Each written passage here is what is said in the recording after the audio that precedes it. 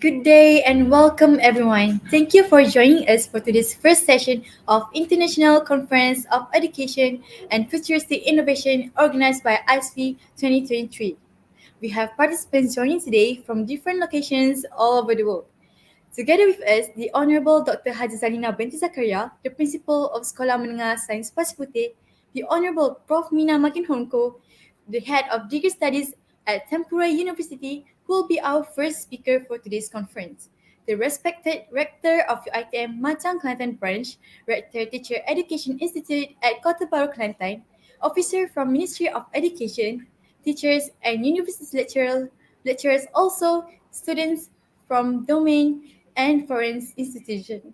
So, I'm Nur Atira binti Abuza. You can call me Atira. Also, I'm one of students from Sekolah Menengah Sains Pasir Puteh who will be your moderator for today's conference. Before we begin, let me first introduce our organizer, ICEFI. ICEFI is an effort to establish a competitive platform to allow sharing innovation and creativity that organized by Sekolah Menengah Sains Pasir Puteh.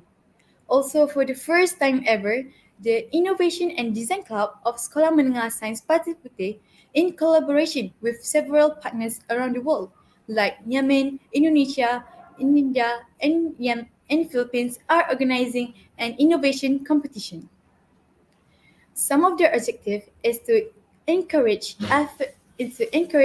innovation and creative thinking in the effort to realize Industrial Revolution 4.0. Back onto our main topic. Did you know that currently many people want to try to learn using active learning methods but don't exactly know how? It is a common issue that happens to everybody regardless of age, especially for educators and students. Hence, if you are inconvenient about this too, don't you worry, we have already invited Prof. Minna Mäkihonko from Finland, a well-experienced teacher in pre and in service education, early childhood education, subject teacher, as well as curricular and assessment of teacher education. Hi Prof, how are you today?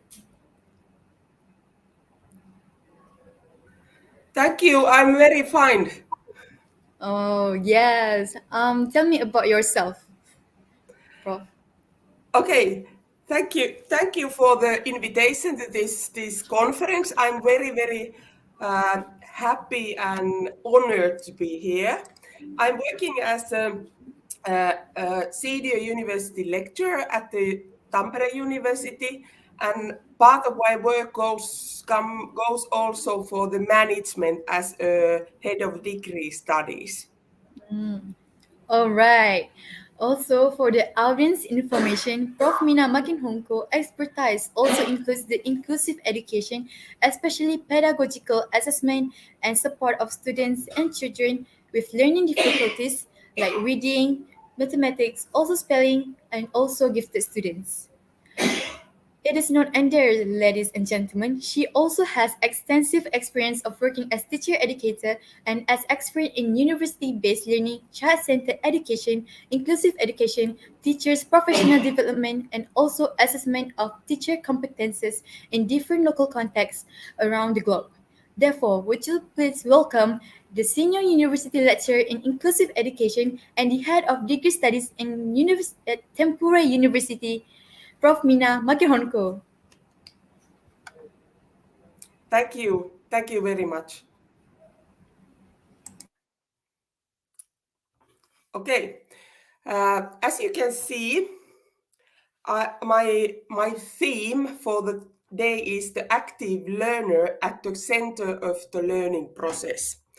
And I have developed this lecture for the all audiences, so that I have tried to add some tips or some comments or questions for all of you, because as the moderator told me, the audiences comes from different levels of education sector, even from the headquarters, from the ministry up to the teacher students. And I'm very happy to be here.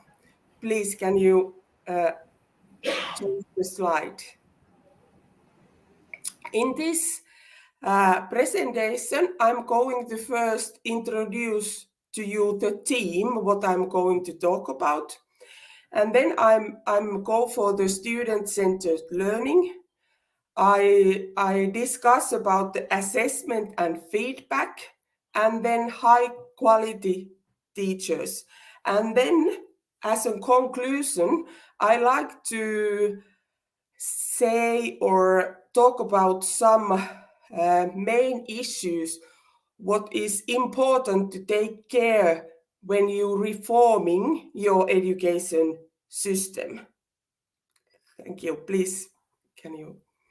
Okay, we are living in the world where what is changing all the time and very quickly, and rapidly changing job markets, word and work duties, affecting our life.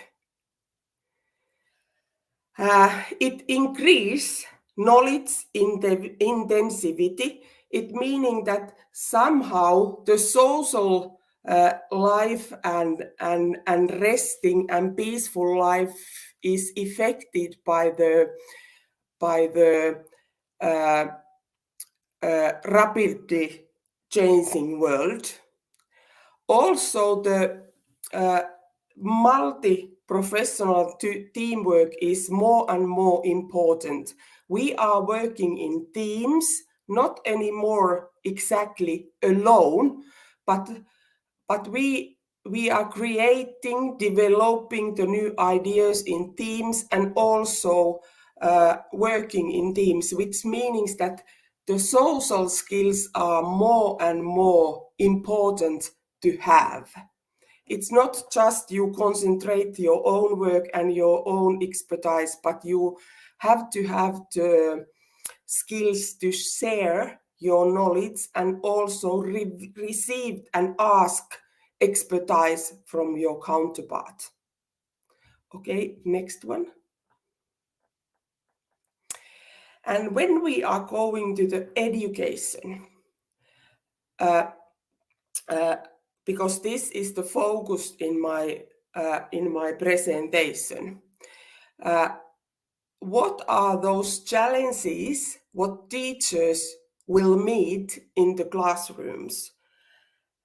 There are four main challenges what I have indicated based on my experiences and also according to the research findings.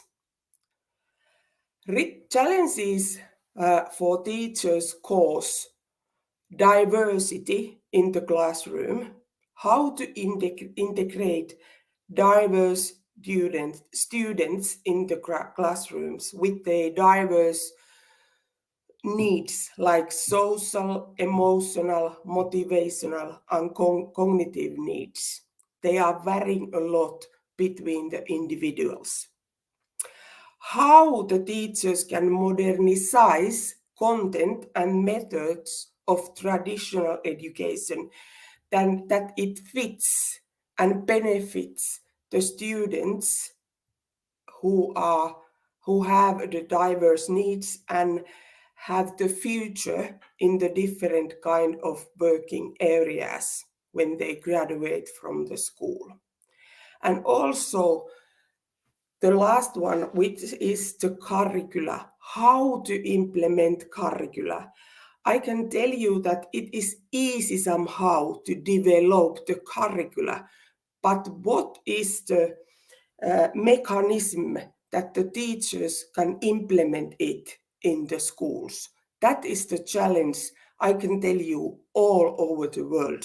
And when you are in the curriculum development process, you need fully focus for the next step, how to train teachers to implement curricula.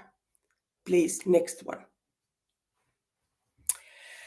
And this is on the left-hand side, you can see the figure which comes from the Finnish national curricula, co-curricula for the preschool, for the primary, for the basic school. And as you can see, the curricula is only the one part of the process which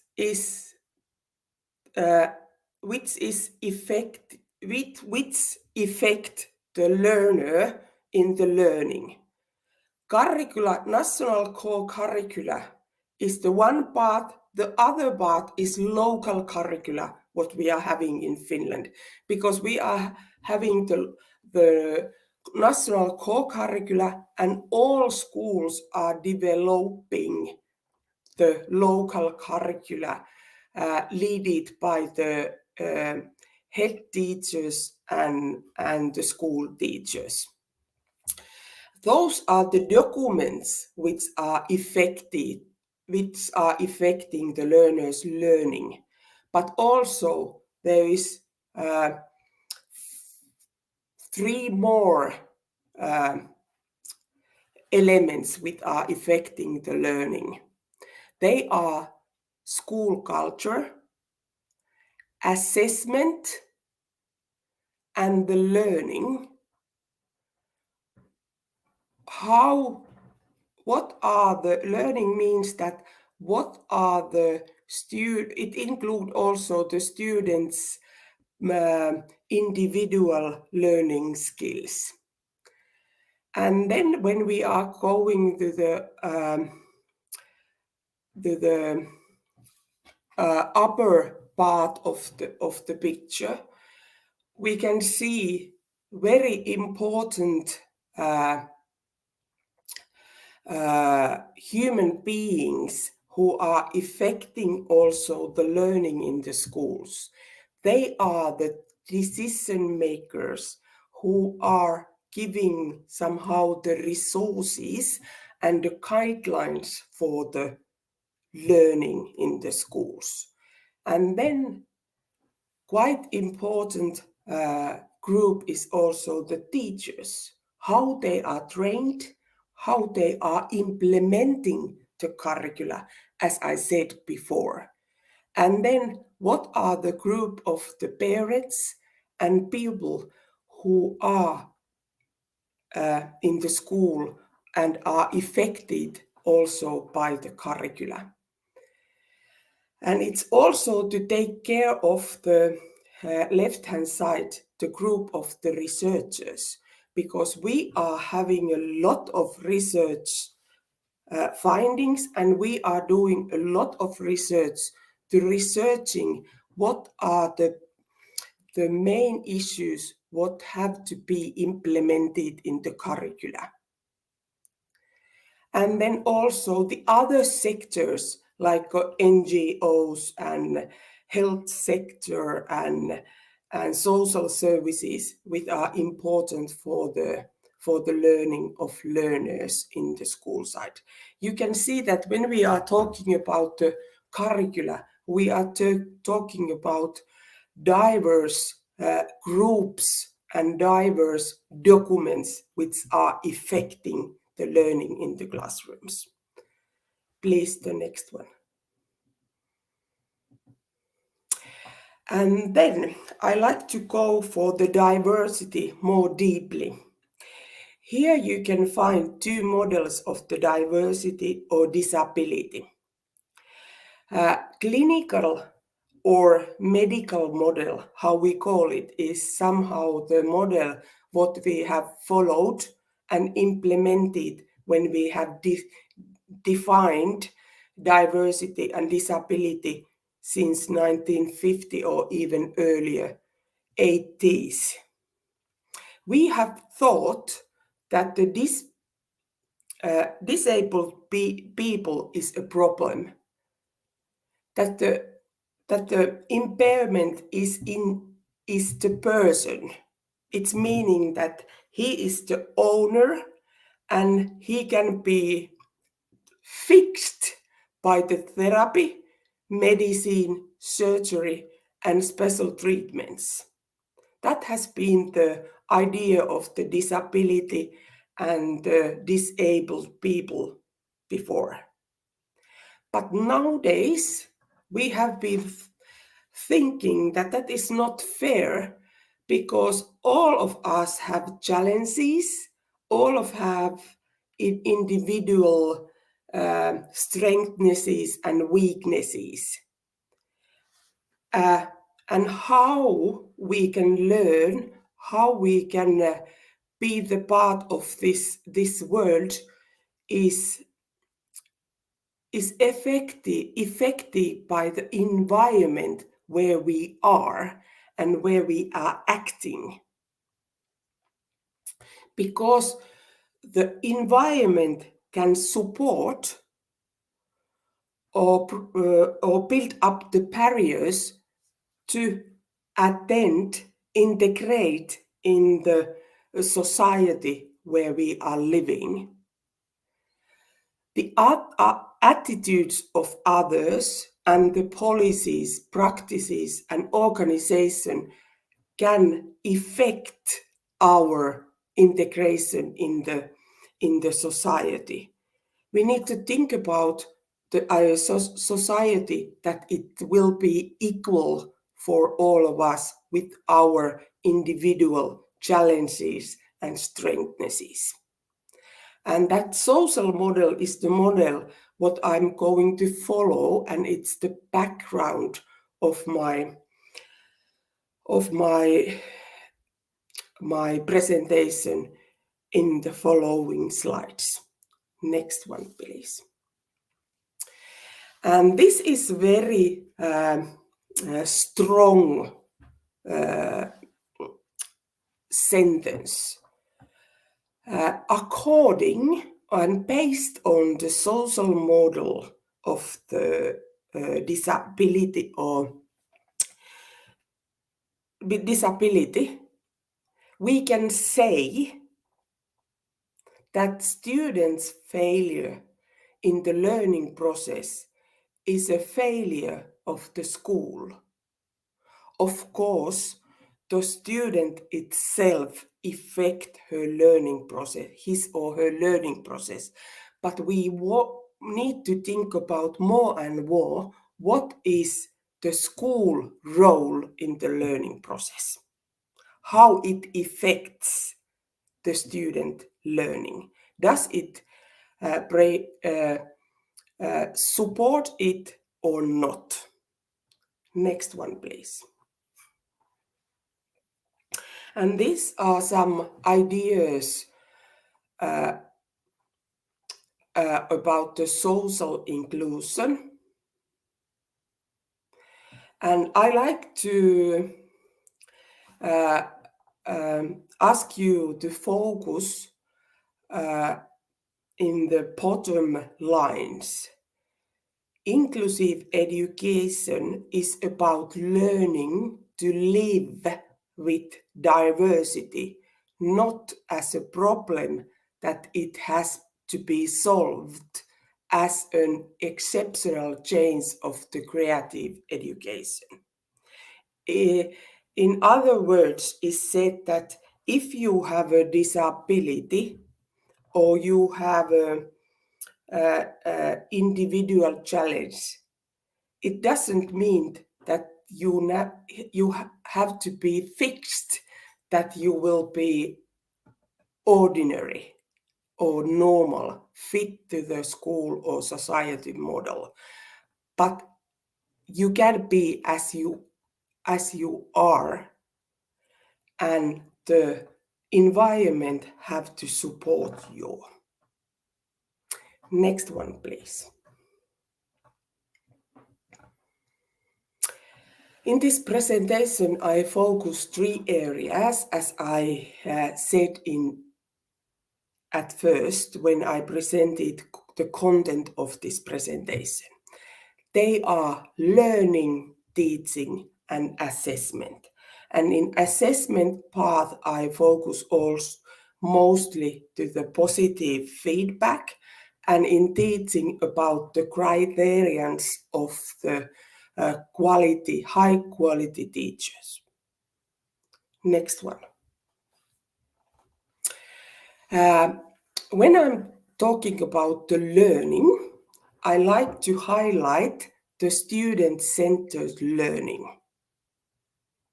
When we are talking about the student-centered learning, it means that the focus and the center in the learning process is the student. In all education level, starting from the early childhood education up to the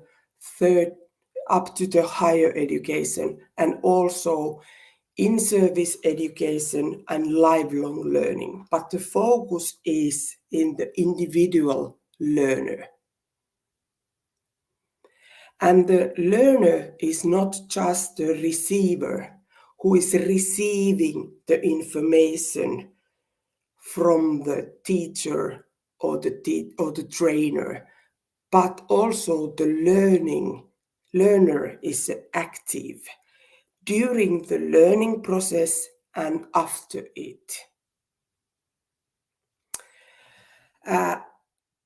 Student-centered learning means that it produces and its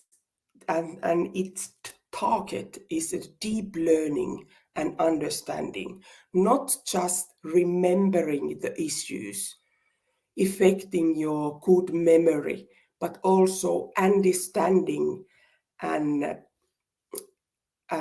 adopting the ideas what the teacher has presented. And also the student-centered learning taking care of the diversity of learning. As we know, some of us have good memory, some of us has good visual memory. They can remember the book page as a picture. And some of us are good, have a good auditive memory. They remember betterly if they can hear, and the others can learn betterly if they can see.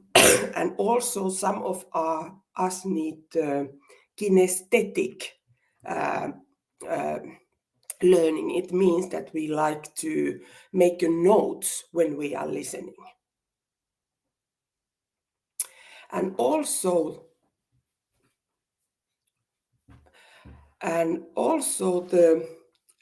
when we are talking about the student-centered learning, we need to remember that the responsibility of the learning is the students' responsibility. They are responsible of their own learning. And one of the teachers' responsible is to teach students to take responsibility of their own learning. And that can be happen if the teacher and the learner create a dialogue between each other. They are communicating in the act. And also the respect is important. Learner respect the teacher and the teacher respect the learner. Respect with the learner-teacher relationship is important. And also, when you are doing that kind of teaching, when you are focused for the student-centered learning, you need to develop your learning, the teaching and learning process all the time. You have to be reflective. You need to evaluate and assess how it goes, what I know, what I can, what I have to practice more. Next one, please. Why the student-centered learning is the good model of teaching? Based on the research finding, I have here 4 statements. Student-centered learning fosters a lifelong learning culture. In Finland, especially in the higher education, the one national strategy is to support lifelong learning culture. For example, in this time when we are in our university, at Tampere University, in the middle of the curricular development process, we think that what are those skills and knowledges what the students have to learn during their basic studies, and what are those skills and knowledges what they can learn after they have graduated doing their lifelong learning. Because usually when you go to the work, you need some skills and knowledges. And when you are starting to implement your work, you get to know what more you need.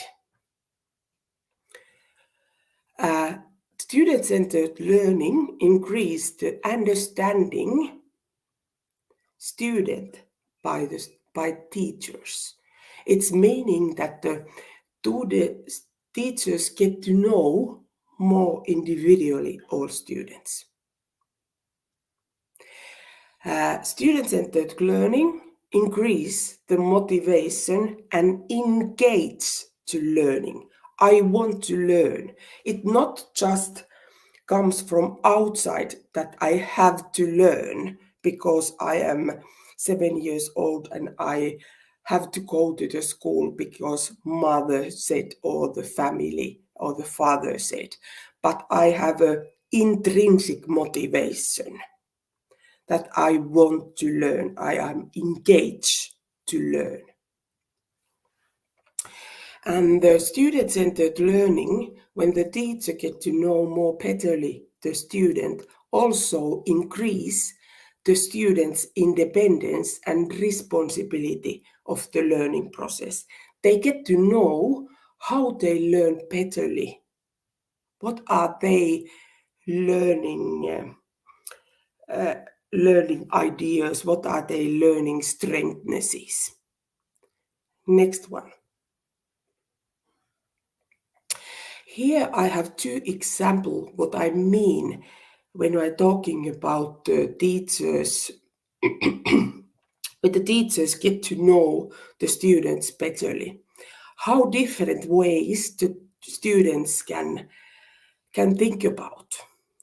I ask from 5 years from grade 5, it's about a 12 years old student who was very good in math. How she remember the result of the calculation, multiplication 7 times 8. And she replied, so I remember the result of the calculation as follows. At first, 7 times 8 is 56. And I remember that there is number 6 both in the result but in different places. And then I remember that I have to subtract 1 from number 5. So the final result is 7 times 8 is 56. Oh, I was totally surprised how very, very difficult way she remembering the multiplications. But she is now the master student of the biology, and she is very, very good in math. First of all, when I heard her explanation, I thought that she is really, really good because she can express how she is thinking, because that skill is not natural for all learners. You need to learn it. How to put your learning process in a word. Next one. Okay, this is another example. This boy was a fourth grader. It means that 11 years old. And he has a lot of problems in math. For example, here you can see that he has calculated wrongly the main result. It's wrong, but how he came up to this calculation, he couldn't explain it for me, but I sat next to him and followed how he calculated. As you can see, those arrows shows you how he got these numbers. First of all, he dropped down the number 3 and left the number 4, and then calculated together 4 and 5 and got 9. And the next line is 3 plus 9. And after that, he continued. He counted together 3 plus 9, it's 12, and then took the number 4 from the upper line. And then he counted together 1 plus 2 and got to number 3. And then he dropped down the number 4 plus added to number 2.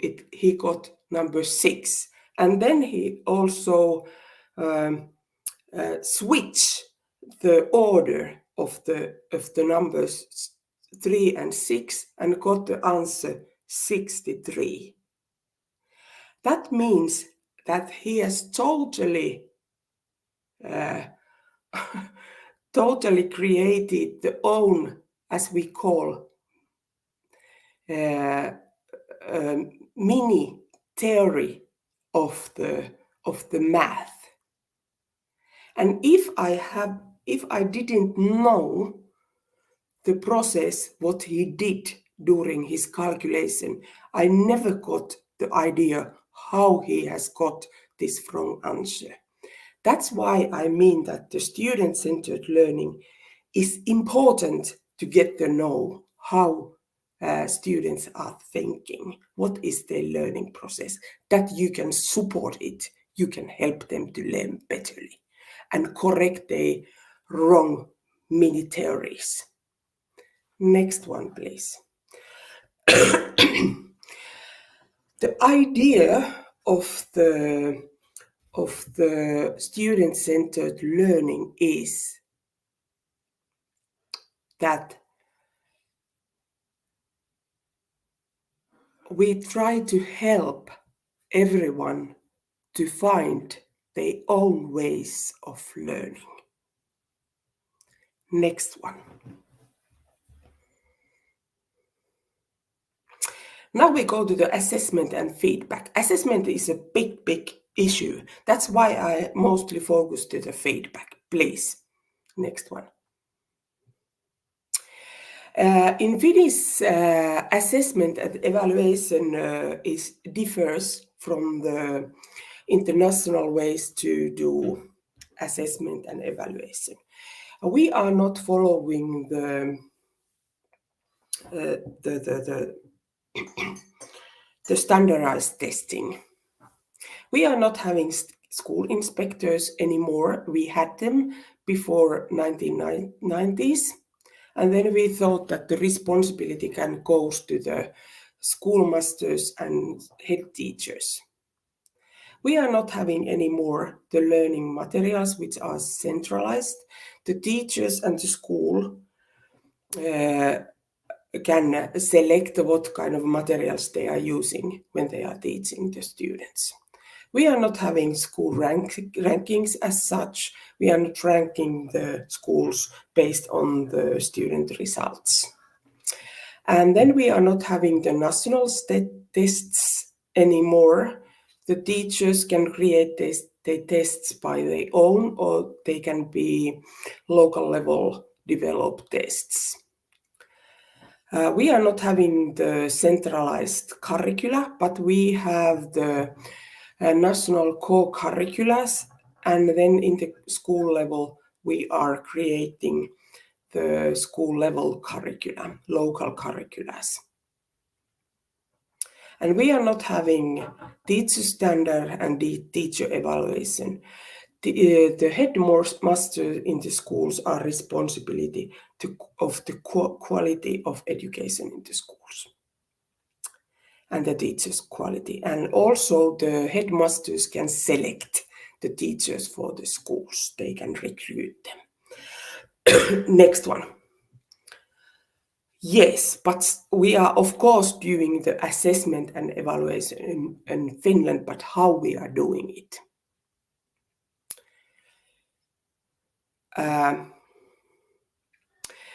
We are developing the assessment methods. We are using the formative assessment, which means that we are trying to assess during the learning process, not just after the learning process, but during it, that we can fix the teaching and learning during the teaching process, not just after we have teach the whole thing.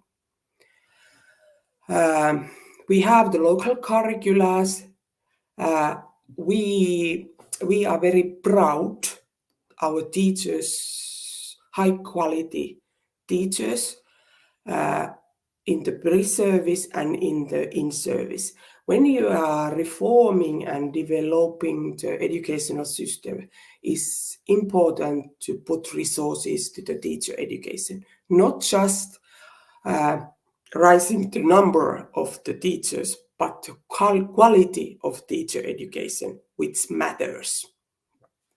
We have the criterions for the assessment and evaluation, which comes from the core curricula, national core curricula. We have the criterions for grade 5, 8, and 10. And learning is in the focus and is in the center, and it's the core.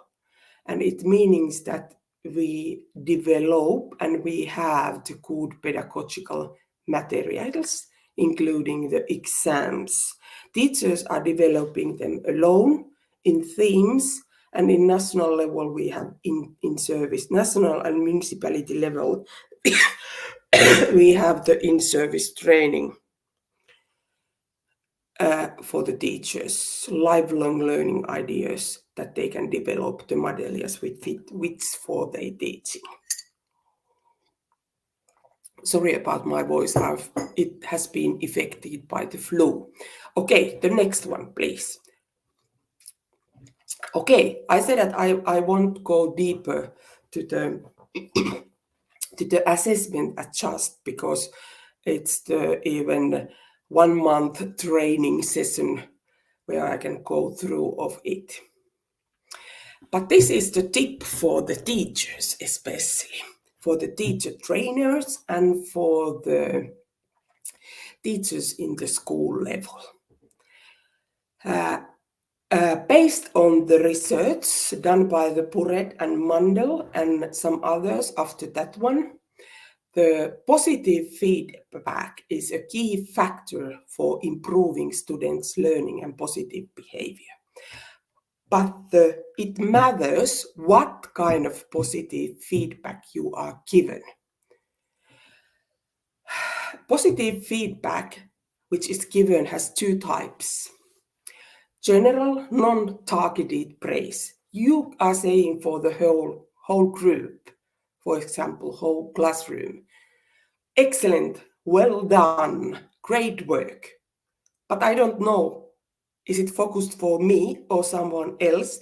Does it mean that I've behaved betterly, I've done good work or what? It's very, very general. It doesn't focus for anything. Then the other type of giving feedback is negative feedback. That's not good, that's not untidy work or something like that. Don't do that. But then we go to the targeted effort feedback. You are working hard on your reading. Then I know that I have done good work. I am focused on learning. I am focused on reading. It supports my development. And then the other targeted ability feedback is you are smart at math. I know I'm good in that ability, the math ability. Oh, the next one, please. So, based on the research finding, we need to increase the input of positive targeted feedback in the schools. Unfortunately, generally non-targeted praise was most commonly used in the classroom. You give the feedback for the whole classroom, just saying, well done, good. But it's not effective. We need to target more and give the more effort and ability feedback. You have worked hardly. You are very good in drawing when we're talking about ability and effort. Okay, the next one.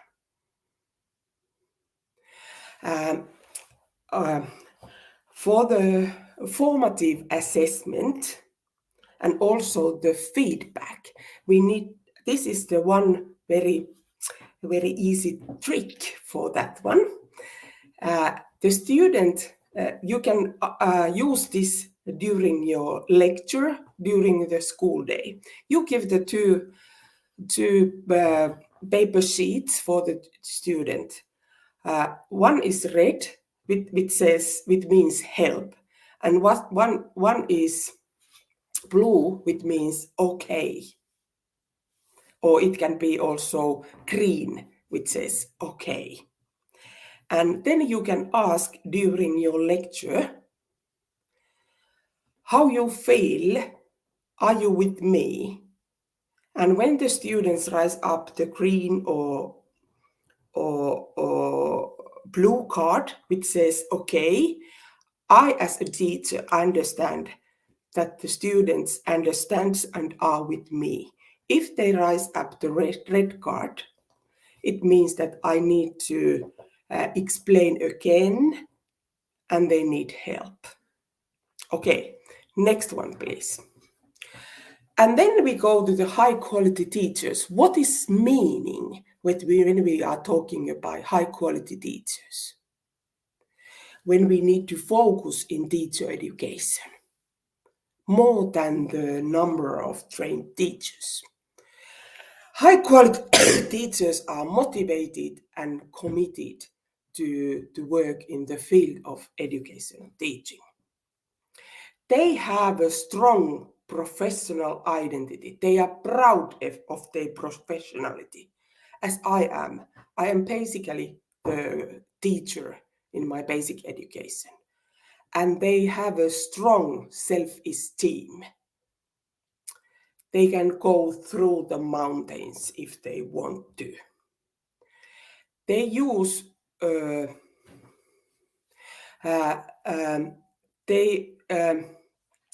they use the evidence-based mentoring practices. They meet the diverse needs of the students. They have ability to meet it, and they have good interaction, communication, cooperation, and problem-solving skills. Please, next one. Okay, this is my last but not least slide. When you start the reforming the education, or not even reforming, or you like to develop the education, where to start? Involve for that kind of process all stakeholders, teachers in the schools, decision makers from all levels, national, provincial, municipal, or strongly written, school levels, partners, parents, caretakers, NGOs, universities, and so on. All those who are working in that field. Participate them, involve them to the development process. Ask the comments from them. Base the decisions according to the research finding. Evidence-based development. We have a lot of research how to develop the school system, education system. You will get a good answers to support your development process. Set strong emphasis on educational equity. Remember the social model of the disability. Set strong emphasis on pedagogical quality, deep learning, and self-regulation skills in all educational levels. Focus on curriculum of student-centered teacher education, learning to responsible learners. Okay, please, the next one. Trust your teachers. These are the preschool students, and they really trust their teachers. We all have to trust. We have to have trusting culture for our teachers because they do so important work. Thank you.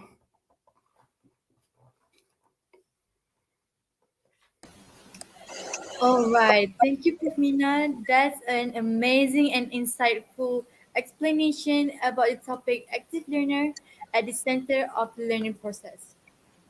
All right. So we have already covered a lot of material in this short time. To all participants, feel free to write down any questions right on the way so that Prof. Minna can enlighten if there is any doubt from you about today's topic. All right, we have one question from Ida Malina binti Mama Enzai. Can you share an instance of a student's act of being responsible and accountable for their learning, or how a teacher can guide the students to be responsible and accountable? Please, Prof.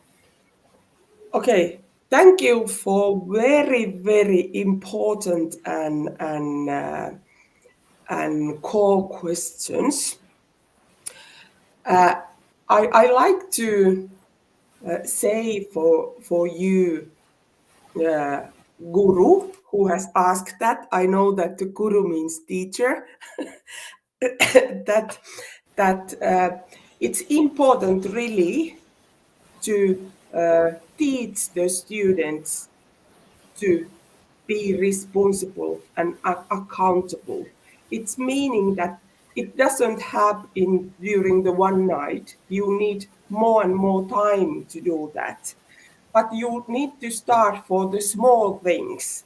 For example, that you teach them to come in time to the school. Very concrete, easy things. Taking care of your uh, pencil, taking care of your shoes, and so on. Those are the starting points for the development of accountability and responsibility. Thank you. All right, that's a good explanation about that question.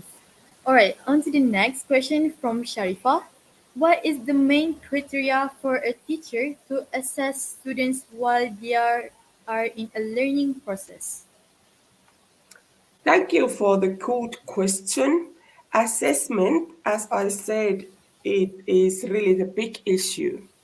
And it varies a lot between the different kind of school cultures and even between the countries, because we are following the different kind of assessment system. I will be saying that the main criterion uh, uh, will be at first that you, as I gave you the example, that you follow the students and look at them. Are they with you when you are teaching? Are they focused, pay attention to the task? Or are they concentrating or just giving the attention for the other things like chit chat with the friends? Thank you.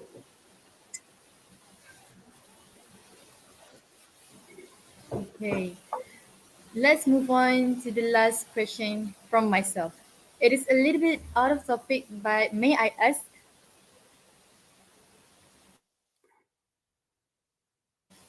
what has helped you to get where you are right now in this education field, and what advice would you have for others who want to set off in a similar direction? Oh, sorry, can you repeat the question because it cut the line? I didn't get it. It's a very bad line now. I don't know why. I can't. Okay, let me repeat it. Thank you. What has helped you? Okay, what has helped you to get where you are right now, and what advice would you have for others to who want to set off in a similar direction as you? Okay, you mean the education system in Finland? Or I'm, yeah, Yes, okay. as a Sorry. As, okay, I think that you need to be very, need to be, you need to have the school strategy, follow it precisely, and also we be very patient. That it takes time. In our case, in Finland, it has taken 50 years to get this point where we are now. We started in 1970 to develop our education system, and we did it step by step, and now we are where we are now.